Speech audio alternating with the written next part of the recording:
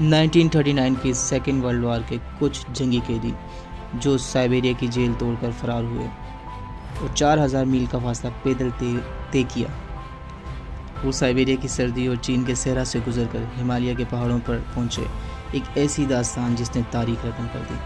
बिस्मिल्लाहिर्रहमानिर्रहीम, अस्सलाम वालेकुम। अजीज़ दोस्तों, कहानी की तरफ बढ़ने से पहले हमारे चैनल अंधेरों के सफ़र को सब्सक्राइब करें और बेल आइकन को प्रेस कर लें। 1939 स्लावोमीर वर्ज़िक एक पोलिश सोल्जर था। ये बात दूसरी जंग अज़ीम की है। दौरान जंग स्लावोमीर रशिया की कैद में आ जाता है और इसे साइबेरिया की एक जेल में रखा जाता है, जहाँ पहले से कुछ और कैदी भी मौजूद थे। रशिया की जेल में अथॉरिटी का रवैया बहुत ही इंसान दुश्मन था। वो फिर ये तो जंगी कैदी थे। इन कैदियों के लिए साइबेरिया की ये जेल किसी दोज़ख से कम न थी। जिस तरह रशियन इन पर जुल्म ढहा रहे थे, वो इंतहाई ज़ालिमाना अमल था। स्लावोमीर ने इन कैदियों से अपना एक प्लान डिस्कस किया कि वो इस दोज़ख नुमा जेल से फ़रार होना चाहता है। सब कैदी इसके साथ थे, लेकिन मुश्किल ये थी कि अगर जेल तोड़कर वापस पोलैंड जाते हैं तो भी मारे जाएंगे, और अगर जेल में रहते हैं तो भी इन रशियन के जुल्म से मारे जाते हैं। अब स्लावोमीर के सामने एक ही रास्ता था कि वो इंडिया की तरफ निकल जाए, लेकिन ये फासला साइबेरिया से 4000 मील बनता था। जंग की वजह से जेल की सिक्योरिटी इतनी सख्त नहीं थी। स्लावोमीर और इसके साथ 10 लोग वो थे। एक रात वो जेल से फ़रार होते हैं। अब इन्हें इंडिया की तरफ जाना था, वो भी पैदल चलकर, जो बहुत ही मुश्किल था।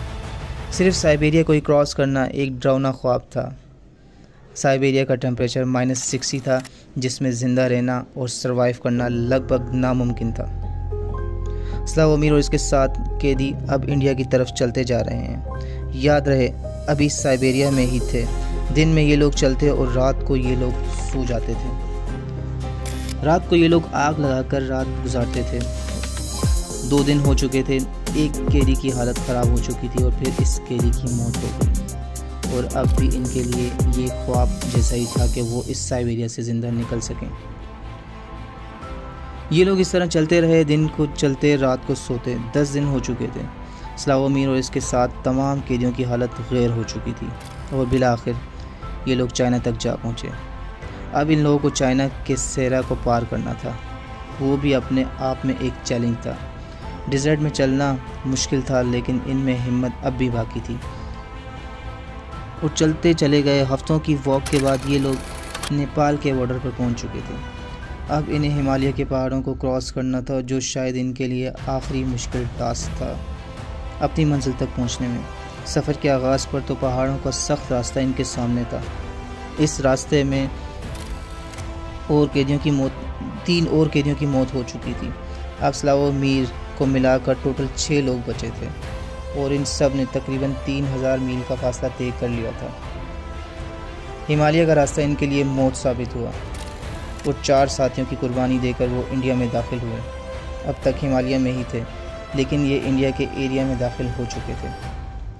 स्लावोमीर और इसके साथियों ने वो करके दिखाया जो नामुमकिन था, और इस पर यकीन करना मुश्किल था, लेकिन ये सच था। तकरीबन 4000 मील के बाद ये लोग अपनी मंजिल इंडिया तक जा पहुँचे। ये लोग जो तारीख का हिस्सा बन गए, जिन्होंने हिम्मत और हौसले की एक ऐसी दास्तान रकम की जो शायद ही कभी भुलाई जा सके। बाद में स्लावोमीर ने ये आप भी थी अपनी किताब में लिखी, जिसका नाम द लॉन्ग वॉक था। इस सच्ची कहानी में एक फ़िल्म भी बनाई गई है, दी वे बैक के नाम से।